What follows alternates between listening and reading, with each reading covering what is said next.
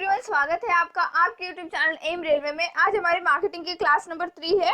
One more thing I just want to clear it कि जो हमारा कस्टमर रिलेशनशिप मार्केटिंग CRM और economics and marketing वाला जो मार्केटिंग पोर्शन है, ये जो सब्जेक्ट है आपको ज्यादा पढ़ने की जरूरत है, क्योंकि इसमें कस्टमर रिलेशनशिप मार्केटिंग के भी बहुत सारे पॉइंट्स आ जाते हैं। सेकेंडली, जब हम CRM स्टार्ट करेंगे ना, तब आपको बहुत ही ज्यादा आसानी होगी, क्योंकि आप हार्ड टॉपिक पहले ही पढ़ रहे हो। ठीक है, बहुत ही ज्यादा हार्ड जो टॉपिक है वो आप पहले ही पढ़ चुके होंगे, तो CRM आपको इजी चला जाएगा। CRM ज्यादा नहीं, 5 से 6 क्लासेस में खत्म भी हो जाएगा, क्योंकि मार्केटिंग में हम उसको एड ऑन करते जा रहे हैं। ठीक है, इसीलिए मैं कह रही हूँ कि प्लीज मार्केटिंग की क्लासेस अच्छे से देखना। चलिए स्टार्ट करते हैं। अच्छा, क्लास स्टार्ट करने से पहले मैं बता दूं, अगर आपने मेरा जनरल नॉलेज का ई बुक परचेस नहीं किया है तो कर लेना, मात्र 239 रुपीज में है। और जिन लोगों ने परचेस कर रखा है तो प्लीज प्लीज इसका रिवीजन स्टार्ट कर देना। ओके, रिवीजन मस्ट है। आप आगे जब पेपर देकर आओगे और रिवीजन अगर अच्छे से करोगे और पेपर देकर जब आओगे तो आप खुद खुश हो जाओगे। मात्र 239 इन्वेस्ट करके आपने जीके के कितने सारे क्वेश्चंस क्लियर आउट कर दिए। ठीक है, किसी की हेल्प की जरूरत नहीं है। आप खुद से ये जब PDF आप ओपन करोगे तो किसी हेल्प की जरूरत नहीं कि कोई पढ़ाएगा फिर समझ में आएगा, ऐसा जितना नहीं है। पहले अच्छे से पढ़ लो, इसको नहीं समझ में आता तो फिर मेरी क्लासेस देख लो, बट मुझे नहीं लगता कि आज सच हेल्प की जरूरत है। मैंने बहुत ही ज्यादा लूसिड लैंग्वेज में आपको ये PDF प्रोवाइड कर रखा है। ठीक है, जिसमें हमने history, geography, Indian polity, economics, general knowledge up to date 2021 edition का दिया है, मात्र 239 रुपीज में। और जिन लोगों ने नहीं लिया है खरीद लेना। Okay, link in the description box. चलिए स्टार्ट करते हैं आज की क्लास। आज हम ना मार्केटिंग मिक्स पढ़ेंगे। ठीक है, 4 piece of marketing mix. And secondly पढ़ेंगे कि प्राइस जो फिक्सेशन होता है, कि किसी भी प्रोडक्ट की कीमत किस आधार पर रखी जाती है, तो उसके टाइप्स देखेंगे। ठीक है, चलिए स्टार्ट करते हैं। तो देखो, मार्केटिंग जो है वो बहुत सारी एक्टिविटीज इन्वॉल्व करता है। बहुत सारी एक्टिविटीज माने, जैसे कि हमने 2 लेक्चर्स में पढ़ रखा है कि मार्केटिंग में कोई भी कंपनी जब कोई प्रोडक्ट लॉन्च करती है तो सबसे पहले वो क्या करती है, कस्टमर सेगमेंट करती है, कस्टमर को काट छाट करती है, अलग अलग उसका ग्रुपिंग करती है। जिस भी कस्टमर को या ग्रुपिंग को उसने टारगेट करना है, उसको टारगेट करने के बाद उनको बताती कि भाई तुम्हारी ये नीड है। ऐसे नहीं बताती कि हमको ये प्रोडक्ट बेचना है, बिल्कुल नहीं। वो ऐसे बताएगी कि तुम्हारी ये जरूरत है, तुम्हें खरीदना है। मुझे एक बात बताना, हमको आईपैड की आज से इतने 20 सालों में जरूरत क्यों नहीं पड़ी? ठीक है, जब भी हम कोई प्रिपरेशन की बात करते, कॉम्पिटिटिव एग्जाम की प्रिपरेशन की बात करते, तब तो हमें कभी भी 2017 से पहले आज से इतना ज्यादा नहीं था कि हमको आईपैड की जरूरत थी। अब देखना, जो भी एस्पिरेंट्स, ठीक है, UPSC एस्पिरेंट्स तो मोस्टली वो सारे के सारे आईपैड की तरफ भागते हैं कि उनको चाहिए ही चाहिए आईपैड। ऐसा क्यों? क्योंकि एप्पल ने क्या किया, ऐसे लोगों का सेगमेंट किया कि जो ना एक तरह से सोच सकते हैं, या फिर ऐसा उसने प्रोडक्ट बनाया और प्रोडक्ट बनाने के बाद वो कस्टमर को पिन पॉइंट करता है कि भाई तुझे जरूरत है, ले ले ले ले, इस तरह से। ये होता है मार्केटिंग इन्वॉल्वमेंट। ठीक है, ये मार्केटिंग सेगमेंट करना, फिर उसको टारगेट करना, टारगेट करने के बाद उसको खरीद लेना, ये सारी चीजें जो सारा मार्केटिंग में इन्वॉल्व होता है। जैसे आप मार्केटिंग वगैरह पढ़ने लग जाओगे ना और अच्छे से इसको समझने लग जाओगे तो आपके बहुत सारे पैसे बच जाएंगे। सच बताना, आईपैड की आज से जरूरत नहीं थी 20 साल पहले। अब देखना, आईपैड इतना ज्यादा बिकेगा इंडिया में, बहुत ही ज्यादा, मतलब लाइक लिमिट नहीं रहेगी, हर एक के पास आपको आईपैड दिखेगा कुछ आने वाले सालों में। ठीक है, इस तरह से चीजें होती है। ये बड़ी बड़ी कंपनियां आपके माइंड के साथ खेलती है, आपको उसकी जरूरत होती है नहीं होती है ये आपको खुद को पता नहीं होता है, वो बताते तुम्हें जरूरत है खरीद लो। ये होता है मार्केटिंग। ठीक है, तो देखो यहाँ पर पूरा हम स्टेटमेंट पढ़ते हैं कि मार्केटिंग क्या क्या इन्वॉल्व करता है। वैसे तो हमने पढ़ रखा है, फिर भी एक बार पढ़ लेते हैं ओवरऑल। ठीक है, तो देखो, marketing involves a number of activities. To begin with, an organisation में decide on its target group of customers to be serve. ठीक है, इनको किसको जो है टारगेट करना है। अब जैसे कि अगर आईपैड का ही मैं एग्जांपल ले लूँ तो उन्होंने क्या टारगेट किया था, स्टूडेंट्स लोगों को टारगेट किया था, टीचर लोगों को टारगेट किया था, जो ऑफिस वर्क में ज्यादातर आर्टिस्ट लोग होंगे उनको टारगेट किया था। ठीक है, तो इनको टारगेट किया, टारगेट करने के बाद once the target group is decided, एक बार टारगेट कर लिया, फिर बाद में the product is to be placed in the market by providing the appropriate product, price, distribution and promotional efforts। ठीक है, टारगेट कर लिया, फिर प्रोडक्ट मार्केट में लॉन्च किया जाएगा, उसका प्राइस बताया जाएगा, उसका डिस्ट्रीब्यूशन अच्छे से होगा, उसका प्रमोशन अच्छे से होगा, फिर लोग खरीदेंगे। These are to be combined or mixed in appropriate proportion so as to achieve the marketing goal। ठीक है। Such mix of product, price, distribution and promotional efforts is known as marketing mix. तो marketing में जितनी भी activities है उनको mix कर दिया जाए तो उसको कहेंगे मार्केटिंग मिक्स। सिंपल सी बात है, हिंदी में पढ़ो।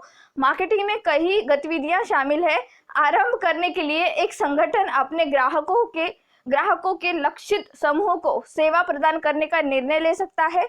एक बार लक्ष्य समूह तय हो जाने के बाद उत्पाद को उचित उत्पाद, मूल्य, वितरण और प्रचार प्रयासों को प्रदान करके बाजार में रखा जाना है। मार्केटिंग लक्ष्य को प्राप्त करने के लिए इन्हें उचित अनुपात में संयोजित या मिश्रित किया जाता है। उत्पाद, मूल्य, वितरण और प्रचार प्रयासों के इस तरह के मिश्रण को मार्केटिंग मिक्स के रूप में जाना जाता है।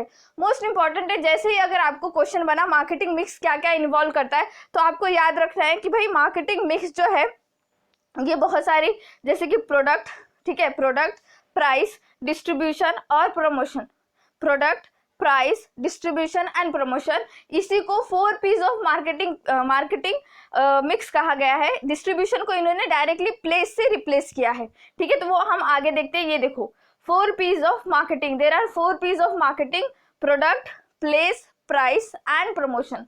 आपको ये याद रखना है, इससे डायरेक्ट क्वेश्चन बना था how many piece of marketing, तो 4 P's। सेकेंडली उन्होंने दे दिया था कि प्रोडक्ट, प्लेस, प्राइस है, तो अगला वाला पी कौन सा होगा, आपको बताना होगा कि प्रमोशन। तो छोटी छोटी, पता है आपको, लाइन से, एक एक सिंपल सी लाइन से क्वेश्चन आ रहे हैं।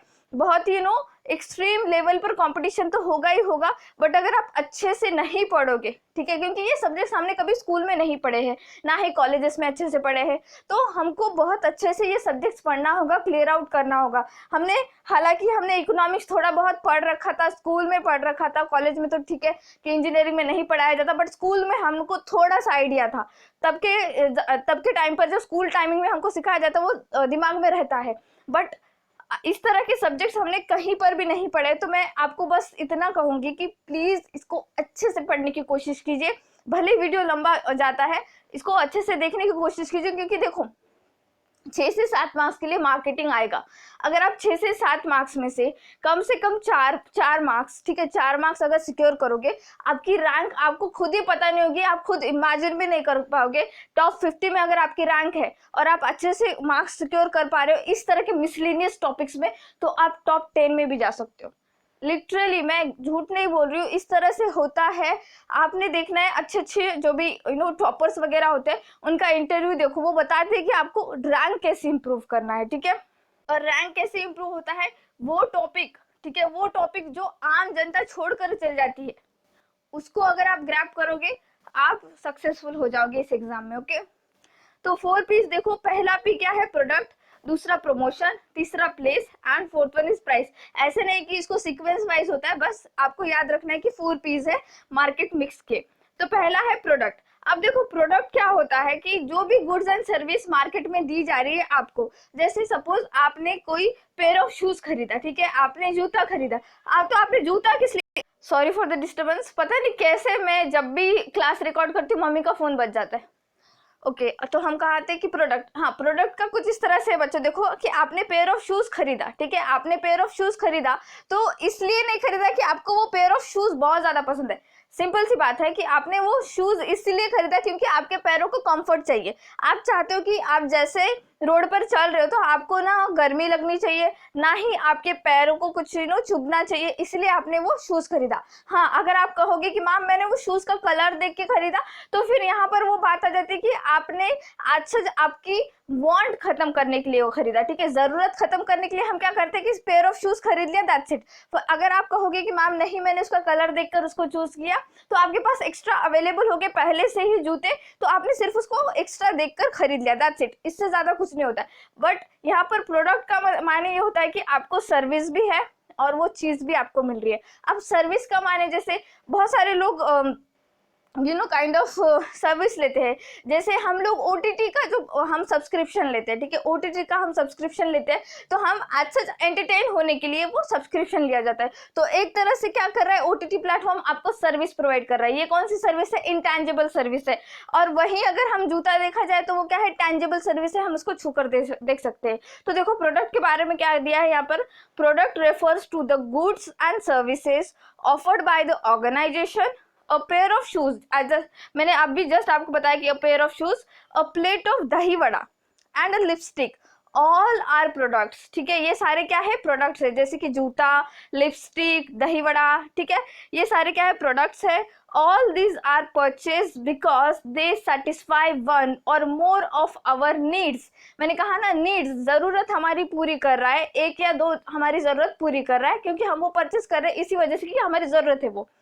Next, we are paying not for the tangible product but for the benefit it will provide. ठीक है, हमने एज सच इसलिए नहीं खरीदा, ठीक है, एज सच इसलिए नहीं खरीदा कि हम उसको छू कर देख सकते हैं, बट हमने इसीलिए खरीदा कि हम उसके बेनिफिट उठा सकते हैं। ठीक है, मैंने जैसे कहा आपको कि जूता इसलिए नहीं खरीदा जा रहा है कि हम उसको देखकर खुश हो रहे हैं, हम इसलिए खरीद रहे हैं कि हमारे पैरों को कंफर्ट मिले हमेशा। We are paying not for the tangible product but for the benefit it will provide.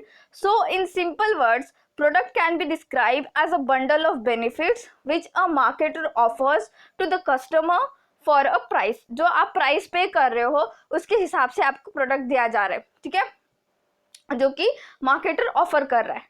ठीक है, while buying a pair of shoes we are actually buying comfort for our feet, while buying a lipstick we are actually paying for beauty because lipstick is likely to make us look good. ठीक है, अब हम lipstick इसलिए खरीद रहे हैं just because कि वो हमको अच्छा, एक तरह से कह सकते हैं कि वो आपकी ब्यूटी को हाईलाइट कर रहा है। ठीक है, आपकी ब्यूटी को वो हाईलाइट कर रहा है, इसलिए हम क्या करते हैं कि लिपस्टिक खरीदते हैं। अब दही वड़ा, क्योंकि आपकी भूख को वो मार रहा है, इसलिए हमने दही वड़ा लिया। मार रहा है इन द सेंस कि आपकी भूख को वो खत्म कर रहा है। ओके, इस तरह से product can also take the form of service like air travel, telecommunication. ठीक है, सर्विस जो प्रोडक्ट है वो गुड्स एंड सर्विस का कॉम्बिनेशन है। ऐसा मत समझना कि अगर कोई वस्तु हम खरीद रहे हैं तो सिर्फ वो वस्तु ही एक तरह से प्रोडक्ट कहलाएगी, नहीं, सर्विस भी एक तरह से प्रोडक्ट ही कहलाएगी। एज आई सेड अर्लियर कि OTT का जब हम सब्सक्रिप्शन लेते हैं तो वो एक तरह का प्रोडक्ट ही है। ठीक है, टेलीकम्युनिकेशन, एयरलाइन, जो हम एयर ट्रैवल वगैरह कर रहे हैं वो भी एक तरह का क्या है? हमारा एक प्रोडक्ट ही है। हम ट्रेन से ट्रैवल कर रहे हैं, किसी भी तरह से, किसी भी वे से हम ट्रैवल कर रहे हैं, तो वो एक प्रोडक्ट है। तो इसमें कंफ्यूजन नहीं होना है आपको। जहां पर भी आप आपके जेब से पैसे दे रहे हो, ठीक है, आपके जेब से पैसे दे रहे हो और इस आशा से दे रहे हो कि आपका कंफर्ट होगा वहां पर, वो चीज हो जाती है product and services. Okay, thus the term product refers to goods and services offered by the organization for sale. ठीक है, अब हिंदी में देखो, उत्पाद क्या है? उत्पाद का तात्पर्य संगठन द्वारा दी जाने वाली वस्तुओं और सेवाओं से है। ठीक है, सर्विसेज यानी सेवाएं। जूतों की एक जोड़ी, दही वड़े का एक प्लेट, एक लिपस्टिक, ये सब उत्पाद है। ये सभी इसीलिए खरीदे जाते हैं क्योंकि ये हमारी एक से अधिक जरूरतों को पूरा करते हैं। हम मूर्त उत्पाद के लिए भुगतान नहीं कर रहे हैं, लेकिन इससे होने वाले लाभ के लिए। तो सरल शब्दों में उत्पाद को लाभों के एक बंडल के रूप में वर्णित किया गया है। तो प्रोडक्ट क्या है? बंडल ऑफ बेनिफिट का बंडल है पूरा। ठीक है, बंडल ऑफ बेनिफिट, ये आपको याद रखना है। तो देखो, एक बंडल के रूप में वर्णित किया जा सकता है जो एक बाजारीय उपभोक्ता को कीमत के लिए प्रदान करता है। जूते की एक जोड़ी खरीदते समय हम वास्तव में अपने पैरों के लिए आराम खरीद रहे हैं। लिपस्टिक खरीदते समय हम वास्तव में सुंदरता के लिए भुगतान कर रहे हैं, क्योंकि लिपस्टिक हमारे सुंदरता प्रदान कर सकती है। एज सच सुंदरता प्रदान नहीं कर सकती है, ये आपकी सुंदरता को हाईलाइट कर सकती है। ठीक है, आपकी सुंदरता को एक तरह से उभार के दिखा सकती है। ठीक है, ऐसे तो अगर सपोज आपके लिप्स बहुत ही ज्यादा पिंकिश होंगे तो आपको जरूरत भी नहीं है लिपस्टिक की, बट अगर आपने लिपस्टिक अप्लाई किया है तो ब्यूटी इनहांस हो रहा है। ठीक है, ये समझ लेना आप। उत्पाद एक सेवा का रूप भी ले सकता है, जैसे हवाई यात्रा, दूर संचार आदि। इस प्रकार उत्पाद शब्द का तात्पर्य संगठन द्वारा बिक्री के लिए दी जाने वाली वस्तुओं और सेवाओं से है। ओके, तो हमने जो है ना बहुत ही ज्यादा इसके ऊपर, एक्चुअली मेरी टीम ने बहुत ज़्यादा एफर्ट्स लिया है कि जो भी हम पढ़ाते हैं, अब जैसे कि हमको ये एज इट इज़ प्रोडक्ट का इंग्लिश वर्जन मिल जाता है विदाउट अ डाउट कि हम बुक्स से, रेफरेंस बुक्स से स्टडी कर कर वो निकाल लेते हैं, बट फॉर हिंदी के लिए उनको बहुत ही ज़्यादा ट्रांसलेशन का जो प्रॉब्लम आ रहा है, हिंदी में बहुत ज़्यादा प्रॉब्लम आ रहा है। टीम ऐसे कह रही थी कि मैम हिंदी का इतना ज़्यादा प्रॉब्लम है, आप पढ़ाते समय भी हिंदी का प्रॉब्लम आता है और हमको ट्रांसलेशन का टाइम पर भी बहुत ज़्यादा जो है हमको प्रॉब्लम आता है। तो प्लीज़ उनके एफर्ट्स के लिए एटलीस्ट हमारे चैनल को सब्सक्राइब करना और इस वीडियो को लाइक करना, ठीक है। नेक्स्ट पी कौन सा है? प्राइस। अब प्राइस माने क्या कि आपने जो भी सर्विस ली है उसके भुगतान में आपने जो भी पैसा दिया है अल्टीमेटली, ठीक है, मूल्य। तो देखो, price is the amount charge for the product और सर्विस, ठीक है। It is the second most important element in the marketing mix. क्यों?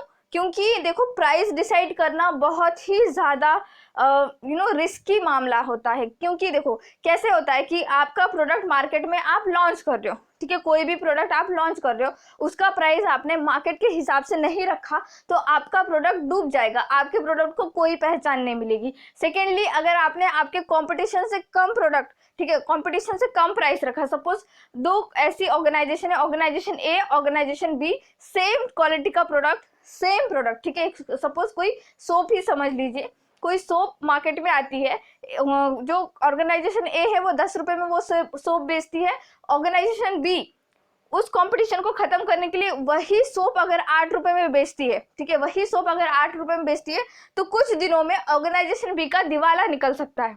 क्यों निकल सकता है? क्योंकि लागत मूल्य से वो कम में बेच रहा है, ठीक है। तो प्राइस डिसाइड करना आज से जितना आसान नहीं होता है, बहुत सारे फैक्टर्स दिमाग में रखने होते हैं कि जितना भी उसका लागत मूल्य है उसको ऐड करो, फिर जितना उसका क्या कहते हैं प्रॉफिट है उसको ऐड करो। अगर प्रॉफिट ऐड करने के बाद पैसा बढ़ रहा है और मार्केट में सेम लेवल का प्रोडक्ट ही कम पैसों में मिल रहा है तो आपको फिर से वो प्राइस कम करो। तो बहुत सारा चीज़ होते हैं प्राइस डिसाइड करने में, ठीक है। तो ये सेकेंड पी है मार्केटिंग मिक्स का। It is the second most important element in the marketing mix. Fixing the price of the product is a tricky job, as I said earlier कि ये आसान नहीं होता है। Many factors like demand for the product, cost involve, consumers ability to pay, है ना। अगर आपने बहुत ही बढ़िया प्रोडक्ट बना दिया, उसके लिए बहुत ज़्यादा पैसे भी लगे, ठीक है, और आपने मार्केट में उसे उतार भी दिया, ठीक है, मार्केट में उतार दिया, बट अगर कस्टमर्स उसको पे ही नहीं कर सकते, ठीक है, जो जनरल कस्टमर्स है, जो आपने टारगेट किया था कस्टमर, वो उतना अमाउंट पे ही नहीं कर सकते, तो फिर आपका प्रोडक्ट क्या होगा? मार्केट से चला जाएगा, सिंपल सी बात है, ठीक है।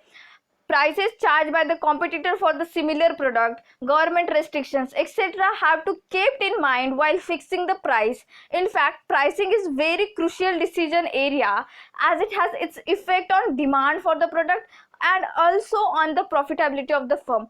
इतना ज़्यादा ट्रिकी है ये कि देखो, अगर आपने कीमत कम रखी तो आप कंपटीशन से बाहर निकल जाओगे, अगर आपने कीमत ज़्यादा भी रखी तो भी आप कंपटीशन से बाहर निकल जाओगे। तो सोच रहे हो कि कितना ज़्यादा रिस्क होता है किसी भी प्रोडक्ट को लॉन्च करने का और उसका प्राइस डिसाइड करने का।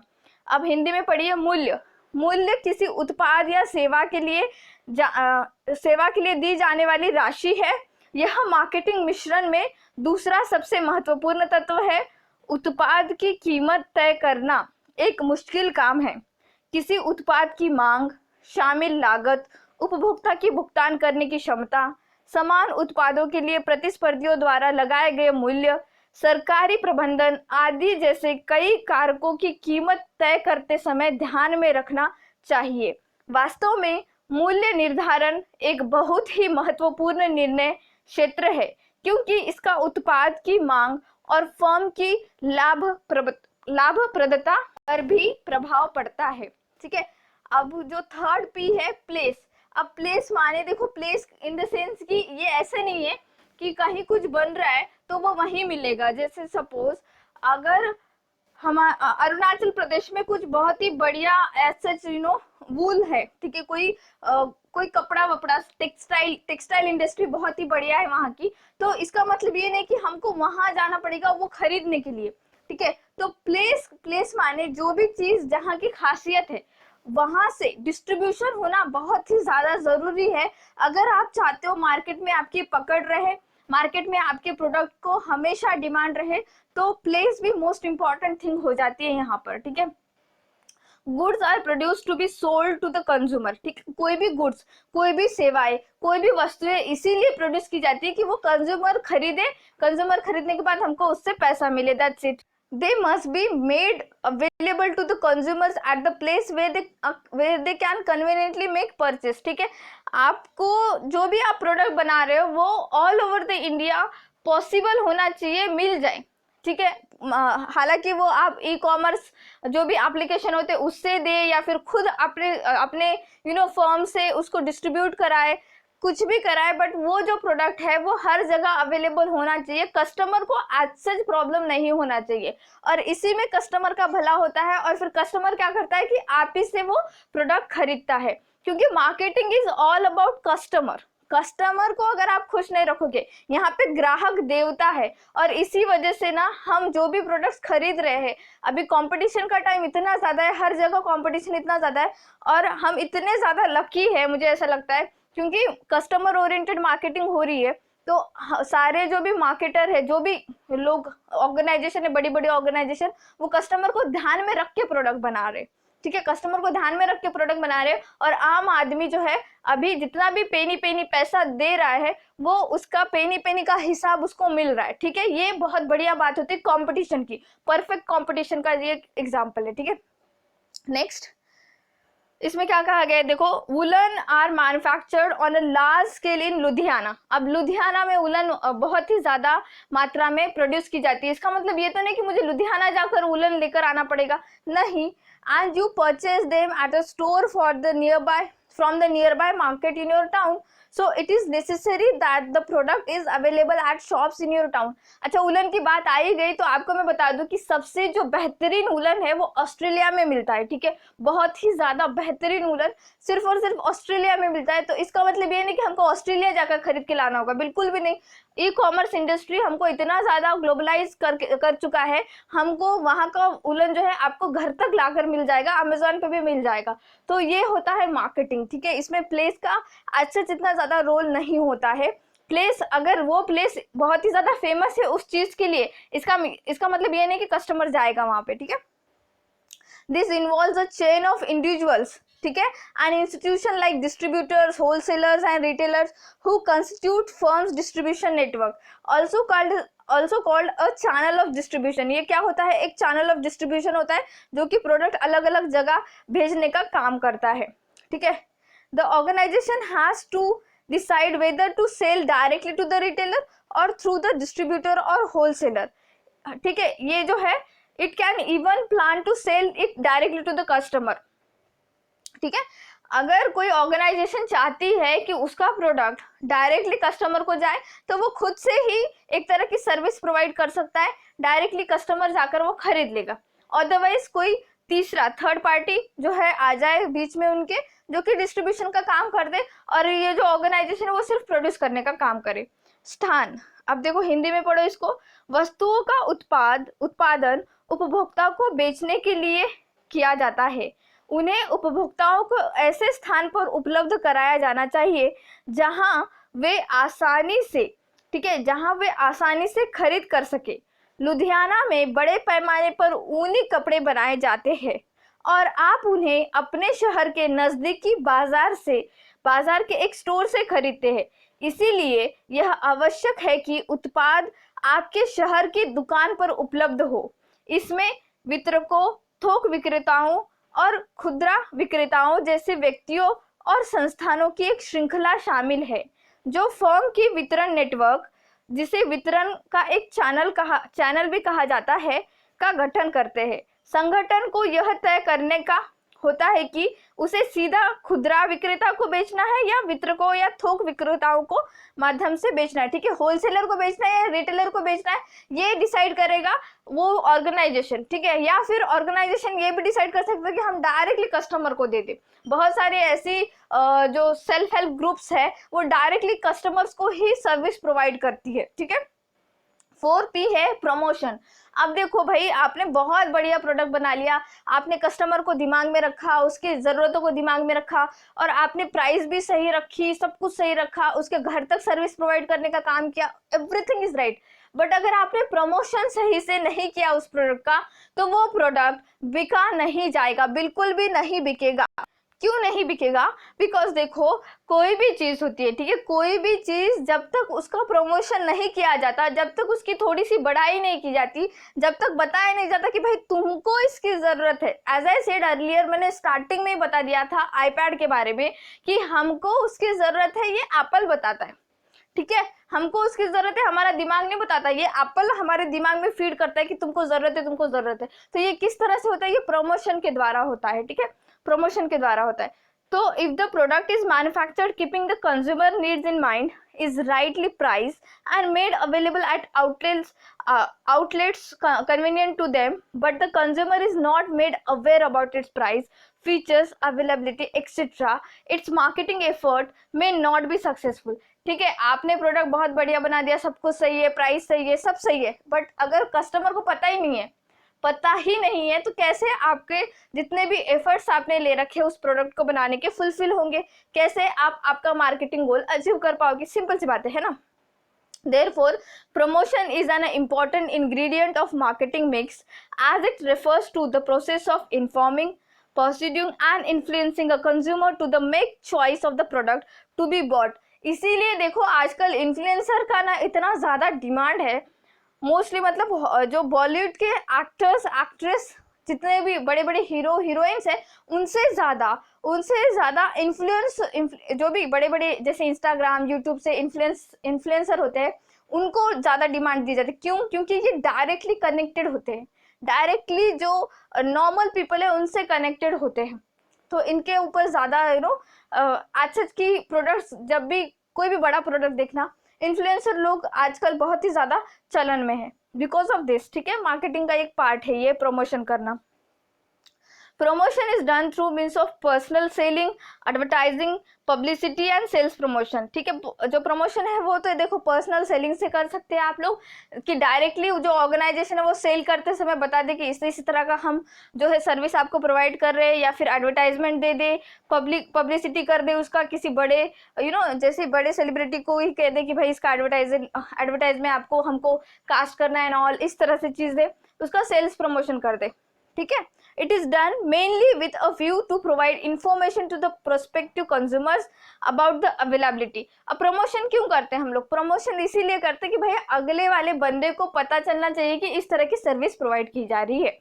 ओके, प्रचार, यदि उत्पाद का निर्माण उपभोक्ता की जरूरतों को ध्यान में रखते हुए किया जाता है तो उसकी कीमत सही होती है और उसे सुविधाजनक आउटलेट पर उपलब्ध कराया जाता है, लेकिन उपभोक्ता को इसकी कीमत, विशेषताओं और उपलब्धता आदि के बारे में जागरूक ही नहीं किया जाता है, इसका मार्केटिंग प्रयास सफल नहीं हो सकता है। ठीक है, सिंपल सी बात है भाई कि पता ही नहीं है तो खरीदे के कैसे। इसीलिए प्रचार मार्केटिंग मिश्रण का एक महत्वपूर्ण घटक है, क्योंकि यह किसी उपभोक्ता को खरीदी जाने वाले उत्पाद का चुनाव करने के लिए सूचित करने, राजी करने और प्रभावित करने के लिए की प्रक्रिया को संदर्भित करता है। ऐसे लगता है मेरा आज आवाज बंद हो जाएगा। तो देखो सिंपल सी बात है, प्रचार क्या होता है? प्रचार अभी इलेक्शन में भी तो प्रचार होता है, ऐसा नहीं कि मोदी के बारे में कोई जानता नहीं है, फिर भी इलेक्शन में कितना ज्यादा प्रचार होता है कि उनके बारे में बताया जाता है, उन्होंने कितना योजनाएं लेकर आए हैं, कितना ज्यादा उन्होंने डेवलपमेंट किया है, ये बार बार बताया जाता है। क्यों बम्बार्टमेंट की जाती है इस बात की कि भाई इसीलिए की जाती है, अगर प्रमोशन नहीं करेंगे तो लोग भूल जाएंगे। ठीक है, तो ये 4 पीस थे। कौन सा पहला था हमारा? देखो 4 पीस पहला कौन सा था? सबसे पहले तो प्रोडक्ट, ठीक है, product, price, place and promotion. तो ये 4 पीस है, आपको याद रखने हैं मार्केटिंग के 4 पीस। क्वेश्चन बनता है, अब हम देखते हैं कि जो प्राइस फिक्सेशन होता है, ठीक है, जो कीमत निर्धार किया जाता है कि ये किसी भी प्रोडक्ट का इतना कीमत होना चाहिए, ये कौन से बेसिस पर किया जाता है? और इससे क्वेश्चन बना है बच्चों, ठीक है, प्रीवियस ईयर में इससे क्वेश्चन बना है, तो प्लीज इस पे ध्यान देना। जैसे कि हमने जस्ट देखा कि प्राइस डिसाइड करना बहुत ही एकदम ट्रिकी मामला है, बहुत ही ज़्यादा हार्ड है। तो इसको फिक्सिंग करने के कुछ 4-5 क्राइटेरियाज है, वो हम पढ़ेंगे। जैसे कि पहला क्राइटेरिया है cost based pricing. Cost based pricing का मतलब होता है कि लागत आधारित मूल्य निर्धारण, कि आपको जितना भी उस वो प्रोडक्ट बनाने के लिए या सर्विस बनाने के लिए पैसे लगे हैं, उसके ऊपर आप आपका परसेंटेज ऑफ प्रॉफिट ऐड कर देना और मार्केट में उसको आपने जो है लॉन्च कर देना है। ठीक है, इसको कहते हैं कॉस्ट बेस्ड प्राइसिंग। जैसे कि यहाँ पर मैंने एग्जांपल भी दिया है, देखो कि कॉस्ट जो कॉस्ट है सोप मेकिंग का, पर्टिकुलर सोप जो है उसको बनाने के लिए 8 रुपए लगे हैं पूरे। ठीक है, 8 रुपए लगे हैं, तो आपने क्या किया कि 25% प्रॉफिट रखने का सोचा उसके ऊपर। तो 8 का 25% प्रॉफिट 2 रुपया, तो ऐड किया उसमें, तो 10 रुपए का आपने वो सोप बेच दिया। ठीक है, वो साबुन जो है आपने 10 रुपए में बेच दिया। तो ये किस आधार पर किया आपने? लागत मूल्य के आधार पर किया। और प्रॉफिट जब आपने कंसिडर किया तो इस आधार पर, इस बेसिस पर कंसिडर किया कि जो वेरिएबल प्राइसेस भी आते हैं वो भी हम इसमें ऐड कर दें और कस्टमर से हम हमारे पैसे निकालें। ठीक है, तो इसको पढ़ो। Under this method price of product is fix by adding the amount of desired profit margin to the cost of the product. If a particular soap costs the marketer rupees 8 and he desires a profit of 25%, the price of soap is fixed to 10 rupees.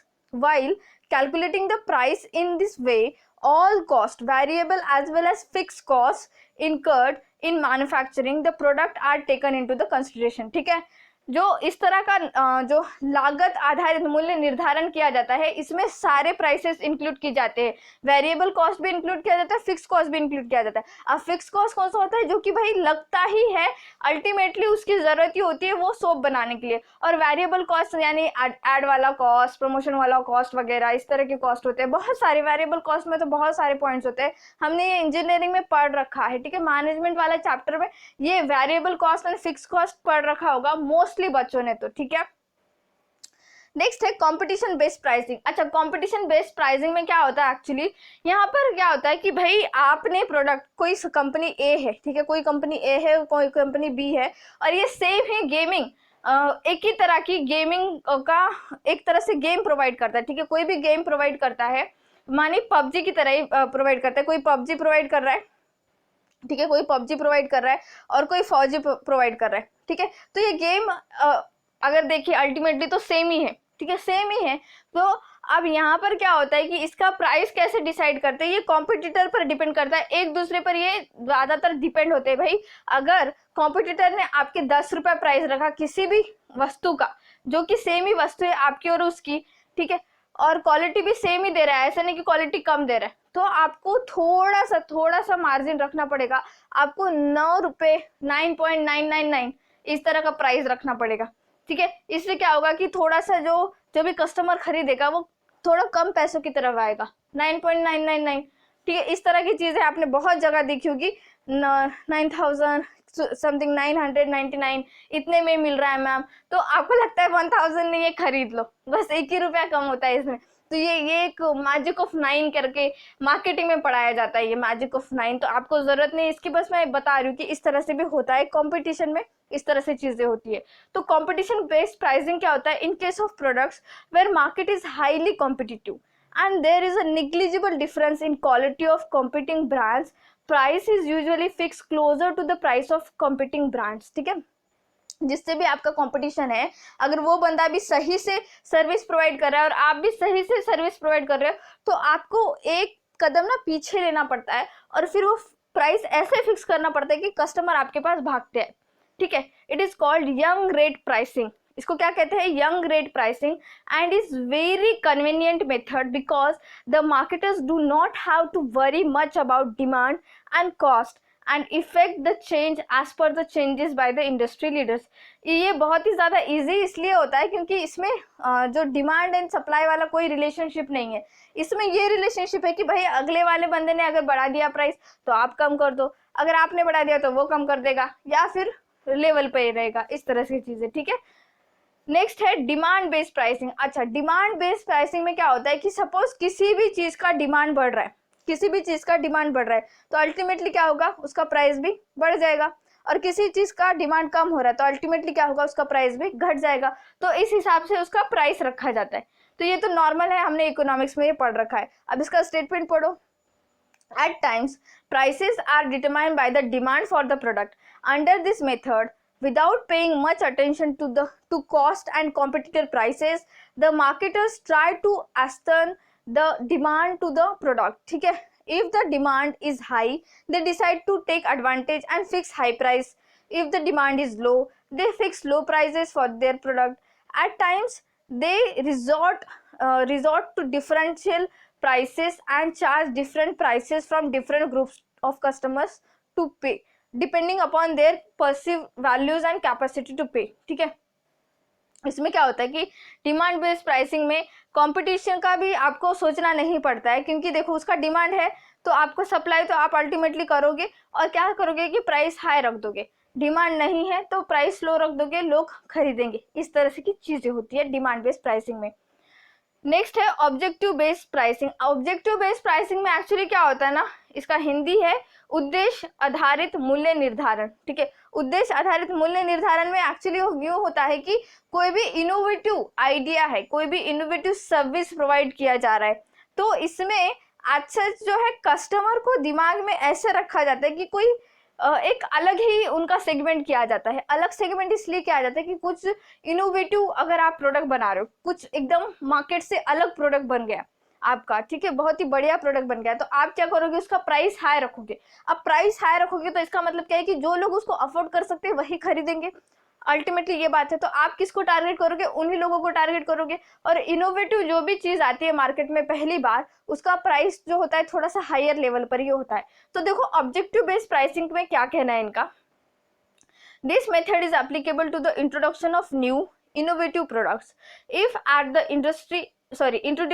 introductory stage of the product the organization wishes to penetrate the market। अब जैसे ही उसका introduction होता है market में तो organisation क्या चाहती है, कोई भी ऑर्गेनाइजेशन ये चाहेगी कि अपने प्रोडक्ट जो है हर एक इंसान के पास पहुंचे, हर एक इंसान उसको खरीदे, मार्केट में उसका पेनिट्रेशन हो, इस तरह से पेनिट्रेशन हो कि उसका कंपटीशन कोई ना हो, वही प्रोडक्ट जब भी कोई खरीदना चाहे तो सिर्फ अपने प्रोडक्ट की बात हो, इस तरह से पेनिट्रेशन करना होता है। ठीक है, that is to capture large part of the markets and discourage the prospective competitor to enter into the fairing. ठीक है, it fixes a low price. जब इंट्रोडक्शन होता है, जब इंट्रोड्यूस किया जाता है तब वो उसका लो प्राइस रखते हैं, क्योंकि हम चाहते हैं कि पेनिट्रेट किया जाए। ठीक है, जो हमने आई थिंक इकोनॉमिक्स के लास्ट क्लास में मैंने पढ़ाया था आपको डंपिंग करके। डंपिंग में क्या चाइना ने डंपिंग की थी, क्या किया था उसने कि लागत मूल्य से भी कम में यहाँ पर जो है पैसा जो भी प्रोडक्ट है वो बेचा था इंडिया में। इससे क्या हुआ था कि जो डोमेस्टिक जितने भी ऑर्गेनाइजेशन है वो खत्म हो चुके थे, खत्म हो गए तो फिर बाद में क्या करेगा, उसका प्राइस बढ़ा देगा। प्राइस बढ़ा देगा तो मार्केट में कोई और दूसरा अवेलेबल ही नहीं, तो आपको उससे खरीदना ही पड़ेगा, है ना, ये चीजें होती है।